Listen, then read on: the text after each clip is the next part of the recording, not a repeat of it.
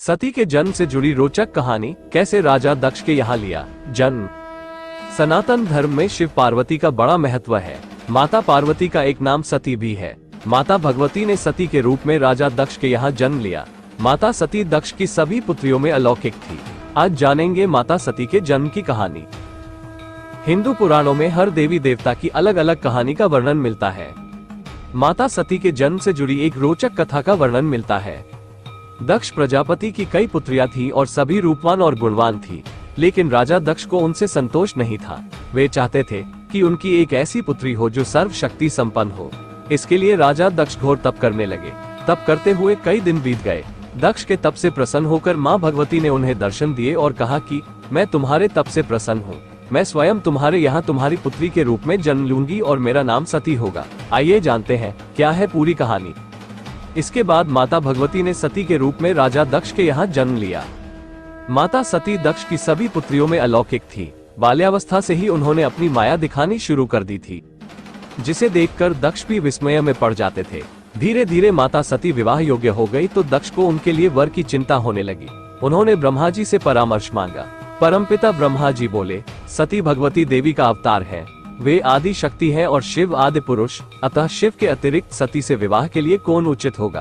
परमपिता की बात मानकर दक्ष ने सती का विवाह भगवान शिव के साथ कर दिया और सती कैलाश में शिव के साथ रहने लगी।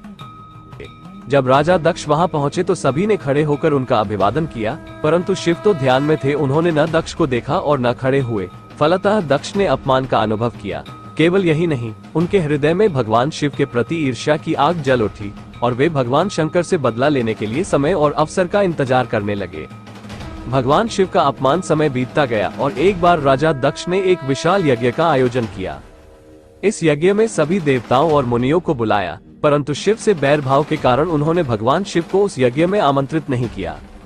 जब माता सती को ये बात पता चली तो वे क्रोधित हो गई। उस समय भगवान शंकर समाधि में थे, अतः वे शिवजी से अनुमति लिए बिना ही वीरभद्र को साथ लेकर अपने पिता के घर चली गई। यज्ञ में सभी देवी देवता शामिल हुए थे, लेकिन भगवान शिव को न देखकर वे क्रोधित हो उठी तो उनके पिता दक्ष ने उनको अपमानित करते हुए कहा कि तुम्हारा पति शमशानवासी और भूतों का नायक है, वो तुम्हें बाघंबर छोड़कर और पहना ही क्या सकता है। दक्ष के कथन से सती के हृदय में पश्चाताप का सागर उमड़ पड़ा। वीरभद्र ने राजा दक्ष का मस्तक धड़ से अलग कर दिया। स्त्री के लिए उसका पति ही सब कुछ होता है। अपने पति के लिए अपमानजनक शब्दों को सुनकर वे बोली, इस सभा में मेरे सामने मेरे पति का अपमान हुआ है, अब मैं एक क्षण भी जीवित रहना नहीं चाहती। सती यह कहते हुए उसी यज्ञ के कुंड में कूद पड़ी। यज्ञ मंडप में हाहाकार मच गया। वीरभद्र ने क्रोधित होकर उस यज्ञ को छिन्न भिन्न कर डाला। सभी ऋषि मुनि भागने लगे। वीरभद्र ने देखते ही देखते राजा दक्ष का मस्तक धड़ से अलग कर दिया।